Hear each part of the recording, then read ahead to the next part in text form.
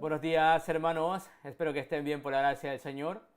Vamos a meditar en esta mañana, el día sábado, el libro de Apocalipsis, capítulo 1, versículo 10. Yo estaba en el Espíritu en el día del Señor, y oí detrás de mí una gran voz como de trompeta. Sabemos bien quién escribió este libro de Apocalipsis. El apóstol Juan, cuando escribió este libro, no estaba en una situación cómoda, sino más bien todo lo contrario. Aquí mismo, Apocalipsis capítulo 1, versículo 9, dice lo siguiente: Yo, Juan, vuestro hermano, y copartícipe vuestro en la tribulación, en el reino y en la paciencia de Jesucristo. Estaba en la isla llamada Patmos por causa de la palabra de Dios y el testimonio de Jesucristo.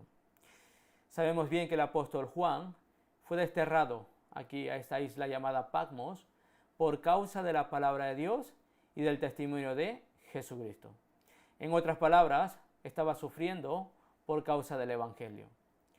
Pero no se preocupen, hermanos, que esta palabra nos tiene que dar aliento, porque sabemos que en tribulación, en sufrimiento por el Evangelio, el Señor nos habla.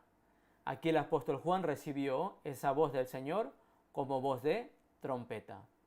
Allí le ha dicho, ¿no? Tienes que escribir este libro de Apocalipsis, especialmente el mensaje a las 7 iglesias en Asia.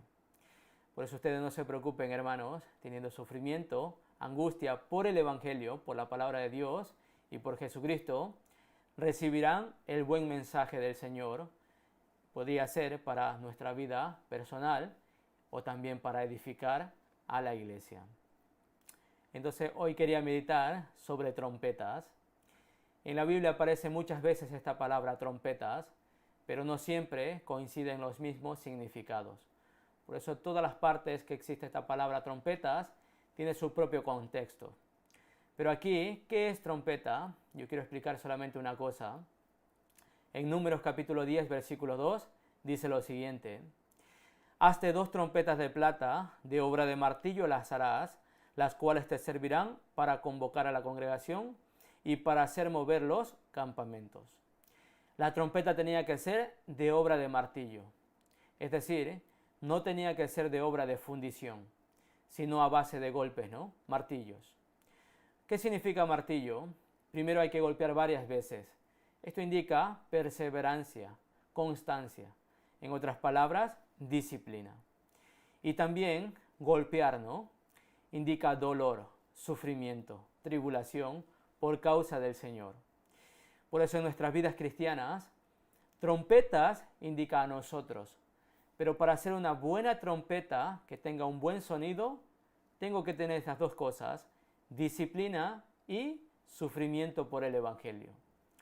Un hermano que no tiene sufrimiento por el Señor, no tiene ese anhelo de servir al Señor en sufrimiento, en tribulación, no podría tener el sonido de trompeta. Al momento de sonar la trompeta, sale un sonido como de flauta. No es lo mismo, ¿no? Parece trompeta, pero en realidad es un sonido de flauta. ¿Qué pasaría aquí? Su vida está paralizada, su vida cristiana, ¿no? Podría estar dormido. Por eso nosotros tenemos que ser trompetas fieles. Porque aquí dice, las cuales te servirán. Estas trompetas servirán para convocar a la congregación, es decir, reunir a muchos que quieran escuchar el Evangelio y poder recibir la salvación, y también para hacer mover los campamentos. En la época antigua, sonando la trompeta, todos tenían que levantarse del campamento y seguir al sonido de la trompeta. Siendo trompetas fieles, es decir, hermanos que tengan el testimonio de Jesucristo en sus vidas, son trompetas que pueden hacer mover a la congregación. Es decir, poder mover esos corazones de los hermanos que están paralizados por mucho tiempo sin obrar para el Señor. Y también pueden hacerlos avanzar en la fe, es decir, crecer en su vida cristiana. Esto es trompetas. Por eso, hermanos, tengamos buen sonido de trompetas en nuestra vida. Recordemos que Job ha dicho: mas Él conoce mi camino, me probará y saldré como oro.